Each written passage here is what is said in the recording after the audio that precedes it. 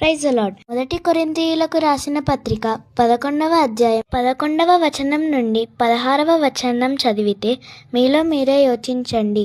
స్త్రీ ముసుగు లేనిదై దేవుని ప్రార్థించుట తగునా అని రాయబడి ఉంది. కొరింథీ సంఘ పరిస్థితుల ప్రకారం ఆ సంఘంలో యూదులు, గ్రీకులు, రోమ ప్రజలు కలిసి ఉండేవాళ్ళు. కొందరు స్త్రీలు స్వేచ్ఛ ఎక్కువగా పొంది సామాజిక నియమాలను ఉల్లంఘిస్తూ సేవ చేయటం ప్రారంభించారు. పౌలు స్త్రీలను ముసుగు ఎందుకు వేసుకోవాలని రాశాడంటే, వాళ్ళ సాంప్రదాయాల ప్రకారం స్త్రీలు తలను కప్పుకోవటం వినయం మరియు భర్తను గౌరవించే సూచన. కప్పుకోకపోతే అవిధేయత మరియు అవమానకరం. కొరింథీ సంఘం పురుషులు ప్రార్థనలు తలని కప్పుకునేవారు. అది గ్రీకు సాంప్రదాయంలో లేనిది. స్త్రీకి పొడవైన జుట్టు తన గౌరవం కోసమే, పురుషునికి పొడవైన జుట్టు అవమానకరం. ఇద్దరు దేవునికి సమానమే. స్త్రీ తప్పక ప్రతి ఆరాధనలో ముసుగేసుకోవాలి.